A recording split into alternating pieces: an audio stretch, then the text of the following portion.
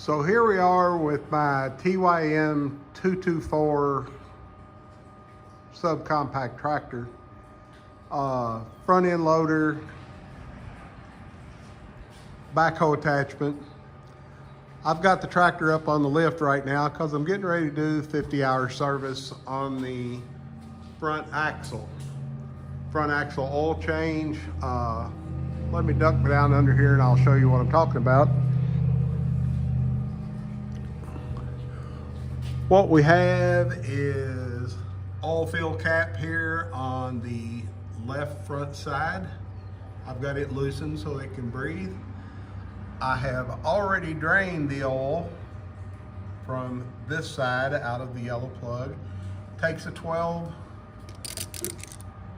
millimeter, I believe.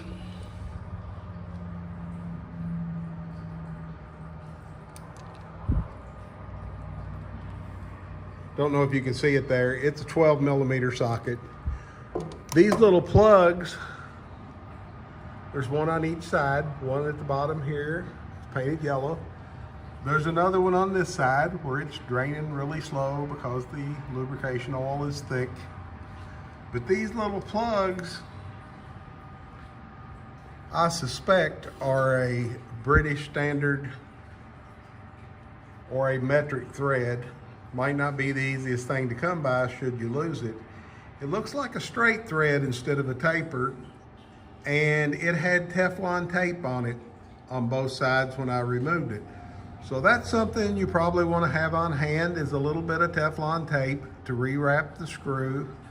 And after you drain the lubrication oil out of it, you put the screws back in, and that's just snug them up. I was probably putting about 15 to 20 foot-pounds on it. I didn't look up the actual torque, but I snugged them up pretty good, especially with Teflon tape to help seal it up. Really all I'm concerned about is they don't fall out during operation. For a drain pan, I'm using an old 5-quart 5W30 jug that I cut the top off of because it fits nicely under the tractor. And of course, I have the benefit of having the tractor up on a 4-post lift, so I can just stand up and see what's going on underneath. Front axle drains really slow. It's only about 55, 58 degrees here today. And of course, the oil is thick anyway, and it's gonna come out fairly slow. So maybe, allow yourself about 20 to 30 minutes per side to make sure you get it all out. Each side easily fits in this 1-gallon container. Okay guys, this is the hydraulic on the TYM T224. I'm still waiting around for that thick oil to drain out of the front axle. So I thought, well, while it's draining out of there really slow up front, I would go back here to the hydraulic system and see what was necessary to drain it and make a short video on the draining process.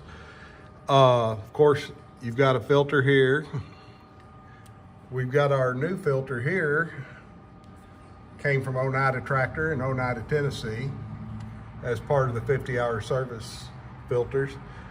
We've got a drain plug here, painted yellow on the bottom of the pan. It's pretty obvious, it's hanging out there. Actually, I wish it had a cover over it so that it didn't end up getting knocked off possibly someday. And we have another drain here next to the filter, which I'm thinking must be to get the oil out of the filter before you pull the filter out so that you don't make a mess with the filter. Of course, there's quite a bit of fluid in this. I'm not sure what the change is. They told me to make sure I had a 5-gallon pail on hand. You want to make sure your catch pan is big enough to catch this stuff. I know, there's not much room if you're doing this on the ground. I have the benefit of having it up in the air, but I still have this cross support board here where my tires are a little bit narrow for my lift, because the lift's designed obviously for my Jeeps and my cars. So the tools that you're gonna need on this, in addition to some type of oil filter wrench you can get on the oil filter with, and there's various types, doesn't really matter what you're using, whatever you're comfortable with. Probably You could even do it with a big pair of channel locks, as we have lots of clearance around this filter, as you can see. It's plenty of room.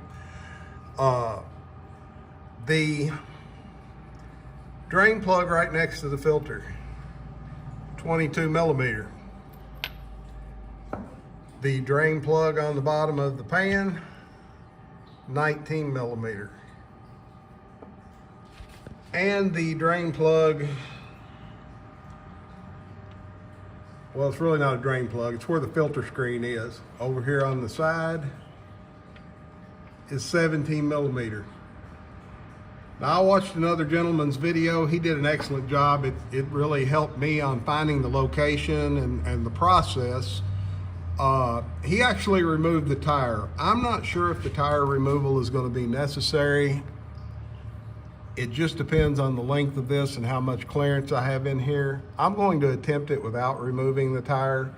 If it works, great. If it doesn't, then we'll update this and say, yes, you do have to remove the tire, or no, you can get away with not removing it. But it would be really awkward to do that either way. If you were on the ground, you're going to be laying all the way down on the ground. So, you know, if you have a way to get it up, either up on ramps or jack stands, or, you know, if you're fortunate enough to have a lift, even with the backhoe attachment, if I had thought ahead of time, I could have probably lifted the rear end a little bit off the ground to make tire removal easier. I was concerned about, you know, the cylinders bleeding off. That's not the safest method.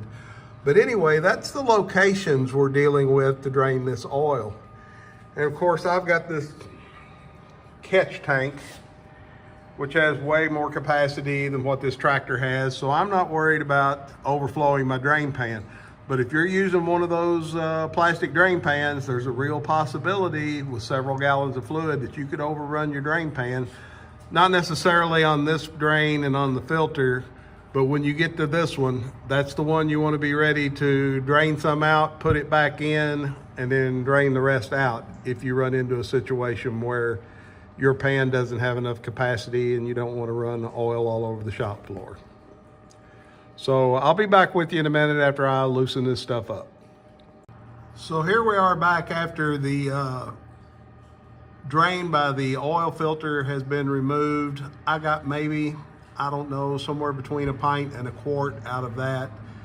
The oil filter has been removed. The only comment I would make on this is make sure you've got a good set of oil filter pliers or something to get a good grip on that. This is the first oil filter removal on the hydraulic unit. And you might be able to see there on the shelf, I've got the clean drain plug. It was nice and clean. It's still dripping a little down through there. But you can see these dents in the oil filter. That thing was on there what I would describe as stupid tight. Somebody with big arms and a wrench or some type of fixture tool or band tool over there in the assembly really had that filter on there tight. Now, I understand they don't want it to leak in shipping. They don't want it to come off during operation. But in my opinion, that filter was on there way tighter than it needed to be, because I had to put in way more effort than what I was expecting and had to crush the outside of the filter with the wrench just to twist it off. So be prepared. You know, if you don't have the strongest arms or whatever, it's gonna be a pull on that filter to get that rascal to break free. Of course, once you get past the rubber seal coming loose and everything, it's just like any standard automotive oil filter. It's gonna screw right off there.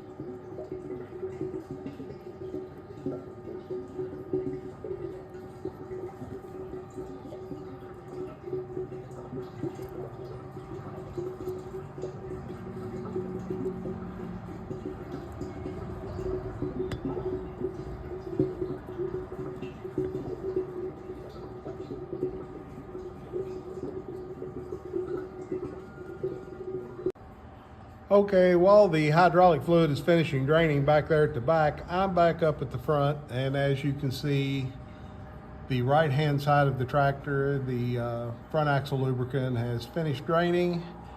I've already prepped the little Teflon tape on the little plug that's going to go back in it, and I'm just about ready to put that plug back in. I'm going to do that while I'm waiting for this hydraulic system to drain. There is a lot of oil in that hydraulic system that came out, and I want to emphasize again, you need to have an adequate catch pan. Like I say, I'm using a drain tank, and it ran a full stream out of that plug for over a minute. So there is quite a bit of fluid in there, just like you would expect there to be according to the fill capacity of the machine. Okay guys, we're still back here draining the hydraulic fluid. It's dripping slow. The filter's off, all the plugs are out. It's going down in the catch pan, tiny little stream. One thing I did want to point out is here is the filter screen that's over here on the side of the tank. And as you can see, it's got the expected little bits of debris that would have been left inside of the hydraulic system at the end of machining. I'm sure they rinse these things out as best as they can, but that's why we do a 50-hour service instead of letting it go 250 hours. You want to catch as much of this stuff that's always left, you know, inside of a case when you machine it. I run a machine shop here in Kentucky. We machine all types of metals every day. And anytime you're doing work on a housing or a crankcase, you can rinse it till the cows come home, but there might still be some shavings or little bits of dirt or something that gets overlooked. So the first oil change is critical. Now, one thing I want to point out, you'll notice my tire is still mounted. It is close. Whenever this filter came out, it's right on the inside of the hub. You don't have to force it, you don't have to twist it, you don't have to bend it, but you do have to kind of just fiddle around with it a little bit with your fingers and finesse it out of the hole. But what I'm wanting to say is tire removal is not mandatory or was not mandatory on my machine. I can see where if it had been mounted 1/8 of an inch closer to the tire, or the tires were slightly different, I should say the wheels were slightly different, then very possibly, you know, it's going to have to come off or at the least be loosened to give you the clearance. But as far as having enough clearance on my machine, I had enough clearance to pull the hydraulic filter so that I can rinse all the shavings and fines off that it caught on the screen. And it's nowhere near at capacity for a filter screen like that. So in my opinion, TYM did an adequate job on the case. They got enough of the stuff out of there so that the filter could clean up the mess in the first 50 hours. And that's what the filter is designed to do. Clean up what they don't get out at the assembly. So there's that little rascal. I'm gonna take it and clean it, and then we'll be ready to put the plugs back in after a little more dripping. And then it'll be time to do engine oil. Okay guys, we're still dripping a little bit of hydraulic fluid. I've got all the plugs out still. I've got the filter screen out. You may be able to see around the side here the hole that it was removed from. It's dripping a little bit as well. And what I'm going to try to do, if I can get away with it, is put the screen back in one-handed while holding the camera with the other, so that you can see what I meant by finessing it a little bit to get it in and out. So here it is back in there, and as you can see, I'm not forcing it, but I am kind of wiggling it a little bit. There's enough room, and he just went right in there. So, you know, it's not like the impossible task. You just have to have enough room to manipulate your hand around to get it in place. And also, this is another thing I like about TYM's design on their hydraulic system. There's a little O-ring here on this plug. That means that it's going to seal without you having to tighten it up like it's the end of the world with the cheater pipe. This one only had maybe 15, 20 pounds of torque on it, which is a little bit light considering it could come loose in service. But on the other hand, you know, the O-ring does the seal work. Snugging it up in that aluminum housing, you know, is just going to keep it in place. Make a little noise there hitting the oil pan. I'm putting about 30 pounds on it, and I believe that's going to be adequate because the two machine faces are touching and the O-ring's doing the job of doing the sealing. And we've got the same thing on the other plugs. I don't know if you can see the plugs. Yeah, let me turn the light around here. We've got the two plugs removed. The one on the right, the taller one, is the main drain from the bottom. The one on the left is the one that was up near the filter. Both of those have rubber O-rings on them, easily replaceable to make sure that you don't have drips and leaks. So, you know, maybe by the time 250 more hours or so comes along, it's time for the next change. I would have to look in the book to verify it is 250 hours, but that's from memory. Might want to have a couple of O-rings on hand or an O-ring kit so that I can swap out the O-rings next time. At 50 hours, there's not been enough time to go by for heat damage or deterioration, but there possibly could be at 250. So it might be something you want to source and have on hand for later services.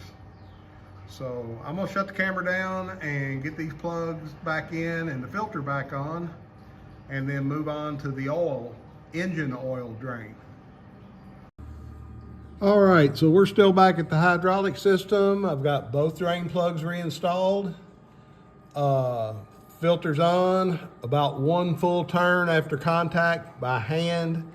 If I have a leakage problem or something, I'll come back and report it on the video, but I believe that's more than adequate.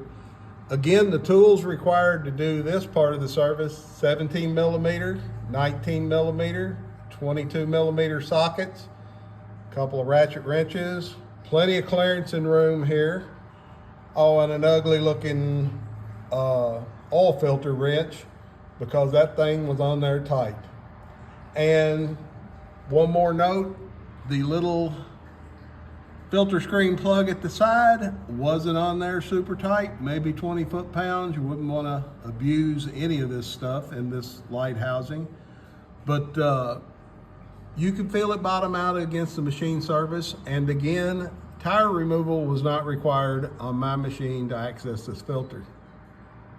So here we are looking up at the bottom of the Yanmar engine in the TYM T224 tractor. That little yellow plug is on the bottom of the oil pan. That's going to be where we're going to let the oil out at. And up a little higher on the engine on the left side, which you're facing forward, the oil filter's up there. And typically what I do is I drain a pan and then mess with the oil filter. I can see where it's probably going to try to drip down the side of the block a little bit. That's just the nature of some machines. The engineering could be a little bit better there on that, but you really can't complain. And like I typically do, if I'm servicing an implement or vehicle and there's several fluids being changed, everything gets drained and then everything gets filled. I don't generally go through one at a time. I go through the draining process on everybody and then the filling process. Maybe as I get a little older, if I don't remember everything like I should, I'll have to switch that up. But right now I can still remember where I put fluid and where I didn't put fluid. So I'm gonna get the tools out to drop that plug and drain that crankcase or that oil pan. Looks like it's gonna take a 14 millimeter to go on that plug, and I'm using about a 6-inch extension here just to get me down below the machinery to where I'll have free room to turn that ratchet. I'm gonna have to get my oil pan up under there though. I'm still setting over a board that supports my front tires, and I wanna get that pan under there so when the crankcase starts draining, it all comes out. One of the other things that I'm noticing here is I've got 3 little red drops, and I am suspicious. Yeah, that's kind of pink. that looks like there is a little bit of engine coolant coming out of the water pump or coming from somewhere. I'm going to have to investigate that because it looks like we got a little bit of a leak, and I sure hope we don't have a water pump issue going on this early in the tractor's life. Here we go with the crankcase draining. I broke it loose, the drain plug loose. Again, it was super tight. I'm not really sure what they were thinking when they did that, but this is going to be the crankcase oil coming out of that little Yanmar engine.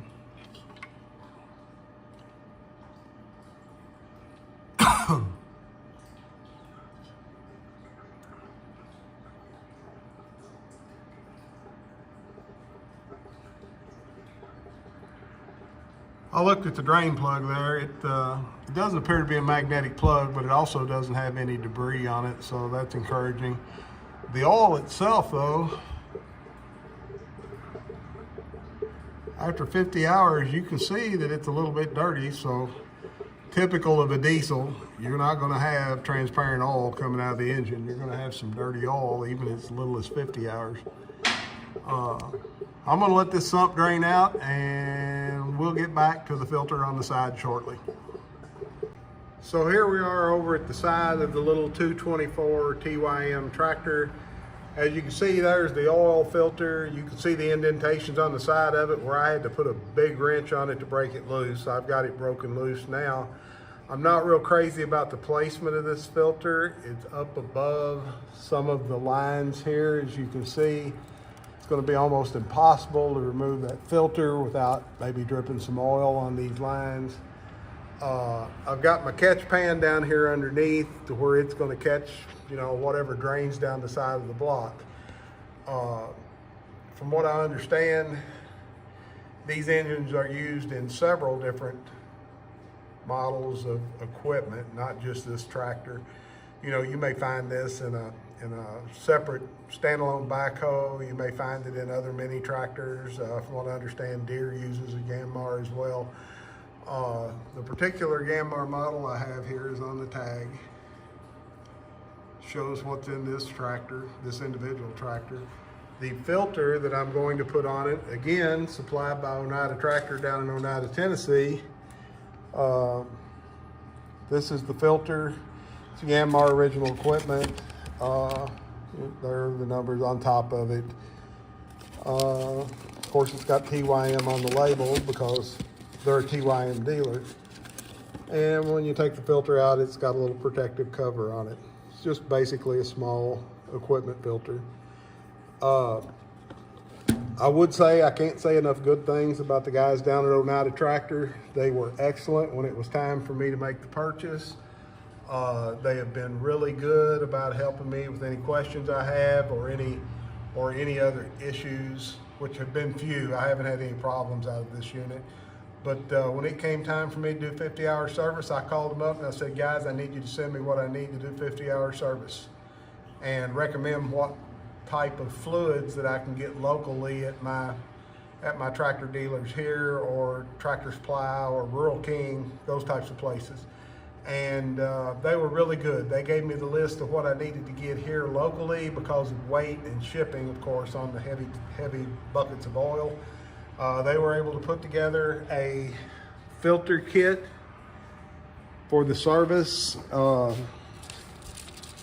As you can see here, these are the items that were in the kit. Not doing the air filter at 50 hours, of course, because it's really, you know, that's only 50 hours of service on that air filter. And as you can see, the pricing, it's typical of what you might find on a lot of small implement pricing. I can't complain. I considered $75 worth of filters, you know, for the 4 filters. That was reasonable, I guess. Saved me having to cross them up and try to figure out what fit on the tractor. I'm sure there's crossovers and aftermarket filters of no telling what type of quality.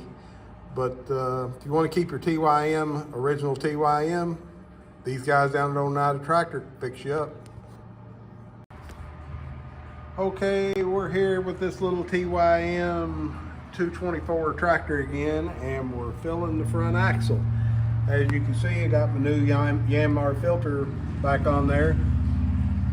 Draining from the bottom plug, it was pretty well drained. There was a little bit of oil inside the filter, but for the most part, it didn't make as big a mess as I thought it might make. It pulled the oil out of the filter to where it was maybe only a fourth of the way full. And this tractor's been sitting about 2 weeks before I got around to doing the change. So, you know, it was probably pretty well drained from that as well. Now, one thing I want to point out on this axle filling situation is if you see over here, there's a vent cap. There's one on each side. I've got these removed. It's just a tapped hole right now. Mine had yellow paint on them. You need to remove that vent cap while you're filling this so that oil can travel up into that cavity in the casting as well. If you leave the vent cap on there, you're gonna have an airlock situation, and even though it reads right on the dipstick, you're gonna be missing some lubrication, and eventually you'll have to go back and top it off. It's easier, just go ahead and pull the plugs. That way it can flow in with a nice big funnel. Put your 80W90 right in there, bring it up to dipstick level, and you'll be good to go, and the axle will be complete. All right, so we got the plugs back in, the little 224, got the cap back on, got the front axle filled with 80W90. I used conventional in the front axle. It's the same oil I use conventional in the front of, or in the front and rear of my Jeeps. I usually use synthetic in the engine blocks, but on the axles and stuff like that, especially slow motion axles like these, I'll run conventional and then change it once a year, even if it's not the normal interval. That way it takes care of any moisture issues or anything like that. It did take right at a gallon, maybe 4 ounces less. And I'm not so sure that after I drive the tractor a little while, it won't need the other 4 ounces to top it up. It just depends on if there's any trapped air bubbles or anything like that. So, you know, prepare by having a full gallon of your axle oil, whichever you prefer, and having it on hand. Fill it till it reads right on the dipstick. Operate the tractor maybe an hour or two, and then double check. Make sure you've got the right fill level. Because no matter what type of oil you choose, the worst kind is none. All right, we're still working on the little 224 TYM. It's time to put the engine oil in. Up here on top of my particular Yanmar engine, right next to where the coolant hose goes, into the, in there, you can see it going down in there. There is an oil fill hole. Set the cap over to the side, but there's an oil fill hole. But if you look down here on the side, this little orange cap down here, that's another oil fill hole. And then of course up here at the front, the little yellow thing is the dipstick for the engine oil. You can see it down in there behind some of the cabling. So many people would ask, well, why does this crazy thing have 2 oil fill holes? Well, the answer is pretty simple. This engine was not designed exactly for this tractor. This is a generic diesel engine. Yanmar makes a lot of engine, goes in a lot of different types of equipment. Depending on what type of equipment you have, you may not have access to the one on the side, or you may not have access to the one on the top. I'm going to use the one on the top because it's the easiest for me to put the funnel in and pour the oil in. But you may find that if you have a long skinny funnel, that the one on the side works better for you. It just depends on what works for you, but you can use either to fill the crankcase. In this case, I've got a gallon of Rotella T6. I really like Rotella oils in diesel engines. I've got a diesel Jeep Liberty. That's all I've ever run in it is Rotella T6. I've had extremely good luck, no problem with the engines. The engine right now has got about 120,000 miles on it. I'm pretty happy with T6 and its life and what it looks like when it comes out. Now other people, maybe Chevron people or whatever, again, Use whichever type of oil you prefer, because the worst type of oil is no oil, or the worst type of change interval is no changes. As long as you're changing it and using a good quality oil, whether you use T4 or you go with synthetic T6, the important thing is that it gets changed at the proper interval. Okay, we got our engine oil in. The Rotel T6 is all in. Now we're going to change diesel oil, the diesel fuel filter. As you can see, I've switched the valve to C, which I'm assuming means close, and O means open. And I've already cracked the nut loose on the filter housing. I'm getting ready to drop the filter housing off there, and it's going to drip diesel on the floor, and it's going to make a mess, but it's going to be okay. So here is our new fuel filter element. Came from Oneida Tractor or Oneida Equipment down in Oneida, Tennessee. Goes in this little bowl. I was actually surprised. There was quite a bit of dirt in the bottom of the bowl, and you know, with the pre-filter on the tank and so forth.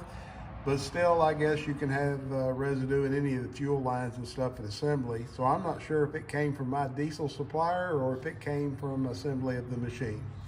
At any rate, it's getting the new filter, and we'll see how that goes. Now, one of the things after changing this fuel filter you're going to have to do is down here on the side of the pump mechanism going up to the filter, there's a little handle that you push with your thumb. And as you do that, you can see it's putting a little shot of fuel into the filter housing as you go. So if you want to pre-fill your filter housing, you got to get down here on this little handle, and you got to bounce it up and down, which is a little bit easier than doing CPR on a bigger engine CP3 pump, but it still takes several pumps to get most of the air out of it. And that way, when we get ready to start it, instead of having a long crank cycle, we ought to be good to go.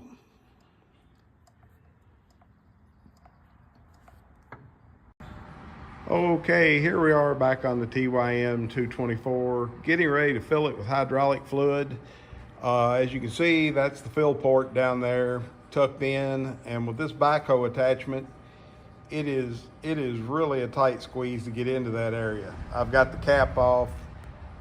It's just above the PTO shaft. What I've done is I've set my 5-gallon tractor hydraulic up with the seat tilted forward. I've got it in position, and I am going to use one of these kerosene transfer pumps. Let me see if I can get it on the video shot here. One of these kerosene transfer pumps, little hand siphon, to get it going so that it siphons in and fills the tank. That's probably my best bet at not making a greasy mess all over the shop floor. Okay, we got all of our hydraulic fluid back in the little TYM 224 tractor. I will say it took nearly 5 gallons of fluid. It wasn't quite the whole bucket, but it was very close. That could vary depending on your attachments. Of course, this one has a backhoe attachment. I don't know if that made the amount of fluid vary or not. I filled the reservoir to the top. After I cycle the machine for maybe an hour, I'll go back and check all the fluid levels, make sure that they are up to par. The previous video, I showed this little diesel fuel filter here. It's pretty obvious on the side of the engine. I did neglect to mention that it took 2.1 quarts of engine oil. Various sources on the internet will tell you that Yanmar engine will take 3.1. It depends on which oil pan the engine is equipped with. The TYM setup in the 224, it's going to take about 2.1 to put it at the right level on the dipstick. Of course, that's why they give us a dipstick, so we can check the engine oil level no matter what the internet tells us we're supposed to put in the engine. One of the other things that I might mention is when I got my 50-hour maintenance filters, I also got this little fuel screen. You can see the part number on there. It's a Yanmar part. Well, when I started, you know, it's a fuel screen, I started looking over the tractor, and sure enough, down here below where the coolant bottle is, behind the screen, is the little housing that filter goes in. So I'm going to remove the screen that covers it up. You can probably see it there through the screen, the lighting just right. That's where that little filter is. So it looks like there's some 10mm bolts on the side that will allow me to remove that cover. I'm going to remove that cover and I'll be right back. Okay, we're back. The screen has been removed. Sure enough, it was held on by 3 10mm hex head bolts. One located on this side, one on the other side. One, get my hand out of the way here. Where did we go? Oh, here it is. One right in the middle. With the screen off, you can see that's the access to the battery, some of the wiring, and down here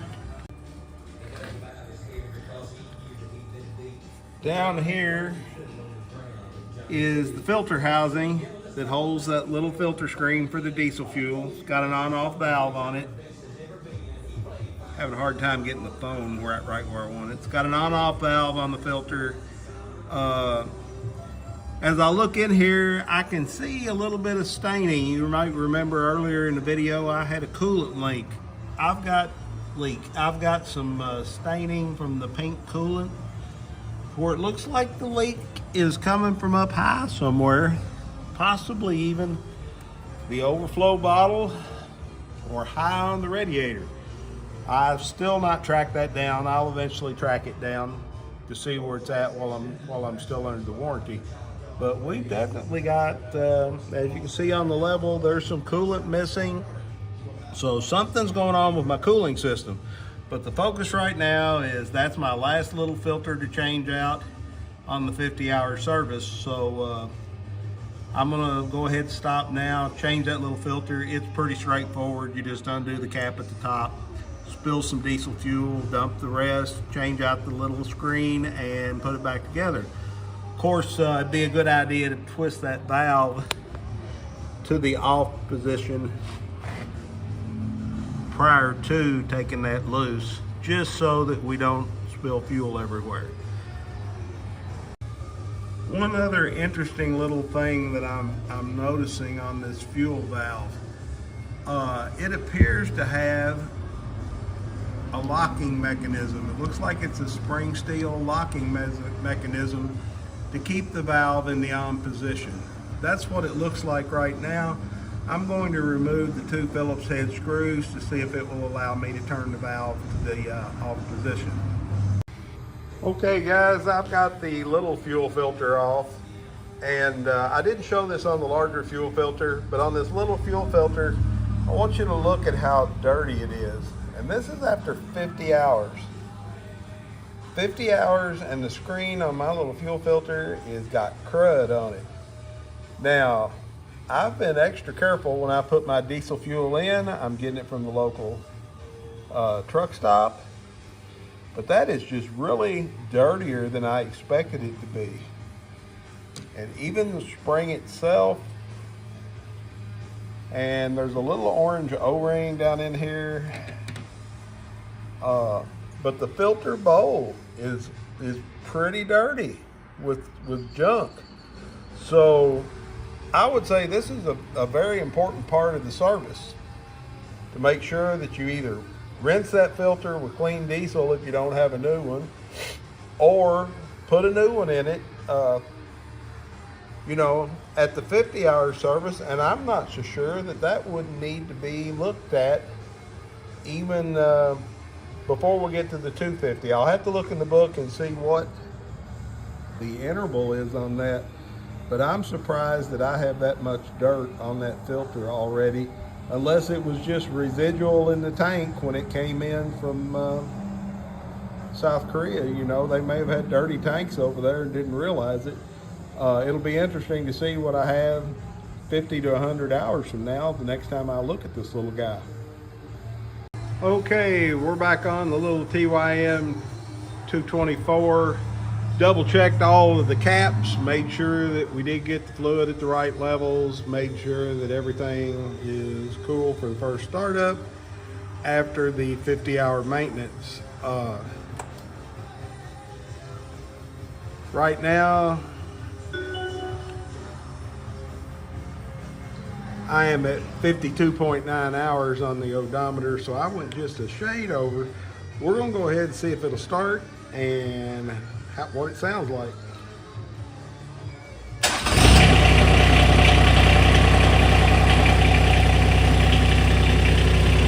Sounds like she fired right up like she was supposed to, so I'm gonna call it good. We'll take it out, run it around, and then see if I need to top up any of the fluid.